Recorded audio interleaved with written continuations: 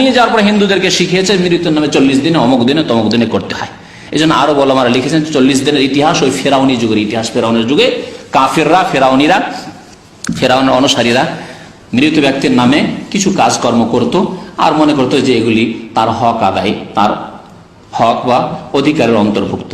তো এই মৃতের নামে খাবার এটি এক বিদআত। নবী করিম সাল্লাল্লাহু আলাইহি সাল্লামের সাহাবারা বলছেন যে আমরা নবী করিম সাল্লাল্লাহু আলাইহি সাল্লামের জামানায় যে বদ্দশায় মাইয়েতের নামে খাবার তৈরি করে গরিব মিসকিনকে খাওয়ানো, ভোজ ভান্ডার করা, লোকজনকে খাওয়ানোকে নাউদ্দুহা মিনান নিয়াহা, রোদনের অন্তর্ভুক্ত মনে করতাম, রোদনের শামিল মনে করতাম। অর্থাৎ রোদন করা যেমন হারাম, কোন মৃত ব্যক্তির নামে খুব কাঁদাকাটি করা, চিৎকার করে বয়ান করে যেমন হারাম, ঠিক তেমন এটিকে হারাম এবং জাহিলি যুগের কুপ্রথা মনে করতাম।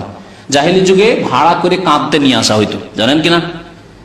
মক্কায় মদিনায় জাহিলি যুগে কোন বিশিষ্ট ব্যক্তি মারা গেলে এলাকার মহিলাদেরকে ভাড়া করে নিয়ে আসা হতো যে তোমরা এসব কাঁদতে হবে খুব বেশি করে, আর খুব চিৎকার করে কাঁদতো। আর যত বেশি মহিলারা কাঁদবে তত বেশি সুনাম হতো যে অমুক ব্যক্তি মারা গেছে, তাতে হাজার হাজার মহিলা কান্না করেছে। আর এই ভাড়া হয়তো পয়সা দিয়ে এর ভাড়া পেমেন্ট করা হয়তো, আর না হলে বদল, যে ঠিক আছে তোমারও যখন আপনজন কেউ মারা যাবে তখন আমরাও গিয়ে এর পরিশোধ করে আসবো, ঋণ পরিশোধ করে আসবো। একজন মহিলা মুসলমান হয়েছে, মুসলমান হওয়ার পরে নবী করিম সাল্লাল্লাহু আলাইহি ওয়াসাল্লাম তার কাছে শপথ নিলেন, দেখো রোদন করতে পারবে না, শিরিক করবে না, এই করবে না, সেই করবে না, জেনা করবে না, মিথ্যা কথা বলবে না, তার মধ্যে ওয়ান লা নানুহা, আমরা নুহা রোদন করব না, এই ওয়াদা করো, প্রতিশোধ।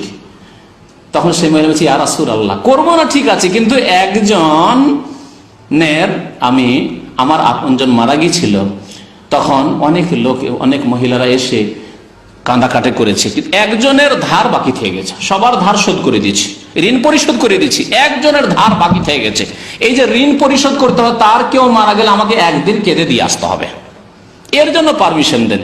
নবী করিম সাল্লাল্লাহু আলাইহি ওয়াসাল্লাম বললেন যে গুনহার কাজে ওয়াদা পুরা করা চলবে না, জুলমের কাজে, সীমা লঙ্ঘনের কাজে, হারাম কাজে ওয়াদা পুরা করা চলবে না, তখন ওয়াদা খেলাফ।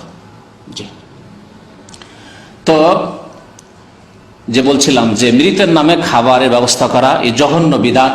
আর দিন নির্ধারিত করে কিছু কাজ করা, ধর্মীয় কাজ বলে, সেগুলি খুব জঘন্য বিদআত, যেগুলি অমুসলিমদের পক্ষ থেকে এসেছে। এছাড়া আর একটি বিদআত রয়েছে, তা হচ্ছে মৃত ব্যক্তির নামাজের কাফফারা। যদি নামাজ ছুটে গিয়ে থাকে অসুস্থ অবস্থায়, আর না ছুটে গেলেও কোন রকম করে 2-4 ওয়াক্ত বের করতে হবে, কারণ সামাজিক কিছু টাকা পয়সা কালেকশন করতে হবে, এলাকার লোককে, গ্রামবাসীকে, হুজুরদের কিছু টাকা ইনকাম করতে হবে। সেজন্য আপনার মায়ের কয় ওয়াক্ত ছুটেছে, বাবার কয় ওয়াক্ত নামাজ ছুটেছে, এগুলির খোঁজ খবর নিয়ে তখন কাফফারা দিতে হবে। এই এক জঘন্য বিদআত। নামাজের বিকল্প কিছু নেই। নবী সাল্লাল্লাহু আলাইহি সাল্লাম যতক্ষণ পর্যন্ত হুঁশ আছে ততক্ষণ নামাজ পড়তে বলেছেন, ততক্ষণ পর্যন্ত দিনের কাজকর্ম করতে হবে। যখন হুঁশ চলে গেছে, নামাজ মাফ হয়ে গেছে। তারপরে যদি 6 মাস ধরে হুঁশ জ্ঞান না থাকে, অবশ হয়ে সেন্সলেস হয়ে পড়ে আছে, তাহলে নামাজ নেই, নামাজ মাফ। রফি আল কালাম আন সালাসা, নবী কারীম সাল্লাল্লাহু আলাইহি ওয়াসাল্লাম বলছেন আল্লাহ কলম, আমল নামার কলম উঠিয়ে নিয়েছেন 3 ব্যক্তির থেকে। তার মধ্যে এক হচ্ছে যে ব্যক্তি হুঁশ হারা, জ্ঞান হারা, জ্ঞান যে হারিয়ে ফেলেছে, হাত্তা ইয়াফিকা, যতক্ষণ পর্যন্ত হুঁশে না এসেছে।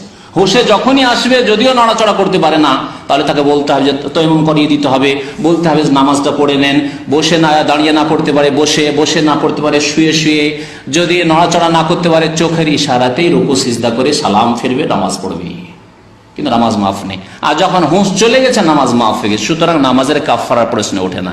যদি কেউ শিথিলতা, গাফিলতি করে নামাজ না পড়ে, তার কোনো কাফফারা নেই।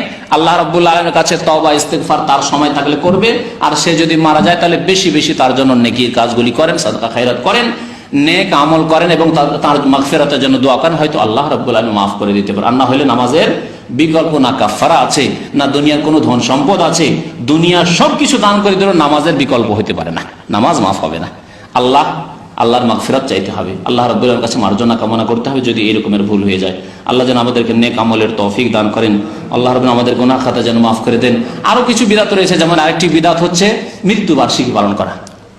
মৃত্যু বার্ষিকী, বাবা মারা গেছে, খুব গণ্যমান্য ব্যক্তি, তখন আপনারা সব বংশ মিলে একটা মৃত্যু বার্ষিকী পালন করছেন, শোকের দিন পালন করছেন, হারাম, জঘন্য বিদআত, কাফেরদের বিদআত। এটি মৃত্যু যেমন জন্মবার্ষিকী পালন করা হারাম, তেমনি মৃত্যু বার্ষিকী পালন করা হারাম।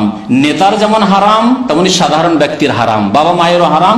এমনকি নবী করিম সাল্লাল্লাহু আলাইহি সাল্লাম না জন্মবার্ষিকী না মৃত্যু বার্ষিকী ইসলামে রয়েছে। সুতরাং এসব থেকে তওবা করতে হবে এবং নবী করিম সাল্লাল্লাহু আলাইহি ওয়াসাল্লামের তরিকা আমাদেরকে জীবনযাপন করতে হবে আর নেক আমল করতে হবে আল্লাহ রাব্বুল আলামিনের জন্য আর নবী করিম সাল্লাল্লাহু আলাইহি ওয়াসাল্লামের তরিকায়। আল্লাহ যেন আমাদেরকে নেক আমলের তৌফিক দান করেন, আল্লাহ যেন আমাদের গুনাহ খাতা মাফ করে দেন, আমাদেরকে ভালো আমল করার জন্য তৌফিক দান করেন, শিরক বিদআত থেকে আল্লাহ রাব্বুল আলামিন আমাদেরকে বেঁচে থাকার জন্য তৌফিক দান করেন, নবী সাল্লাল্লাহু আলাইহি ওয়াসাল্লামের সুন্নাতের উপর আমাদেরকে হায়াত কাটাবার যেন তৌফিক দান করেন, জীবন যাপনের যেন তৌফিক দান করেন এবং তার উপরে আমাদেরকে মৃত্যু যেন দান করেন আর তার সুন্নাতের উপর যেন আমাদেরকে আল্লাহ রাব্বুল আলামিন কাল কিয়ামতে ওঠান। আমিন। ওয়া সাল্লাল্লাহু আলা নবিয়িনা মুহাম্মদ ওয়া আলা আলিহি ওয়া সাহবিহি আজমাইন।